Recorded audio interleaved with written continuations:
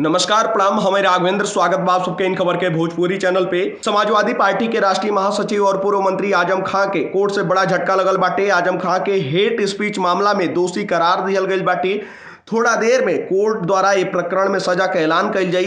रामपुर जनपद के शहजाद नगर थाना में दर्ज नफरती भाषण देहले के आरोप में अदालत सजा के लेके अपन फैसला सुनाई।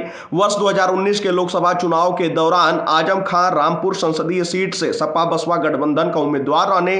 चुनाव प्रचार के दौरान आजम खां विरोधियन पर लगातार कटाक्ष करत रहने। चुनावी जनसभा में उनका नफरती भाषण देहले का वीडियो वायरल भइल रहे।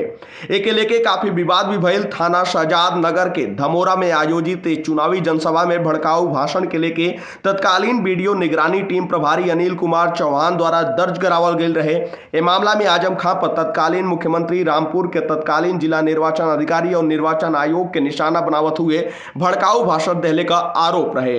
एफआईआर में कहल गई रहे कि आजम खां द्वारा संवैधानिक पद पर बैठल लोग और अधिकारी के प्रति आपत्तिजनक और भड़काऊ भाषण दियल गई बाटे। मुकदमा का विवेचना के बाद पुलिस द्वारा कोर्ट में आरोप पत्र दाखिल कर दियल गई। आजम खां के मुकदमा में कोर्ट से जमानत मिलल बा।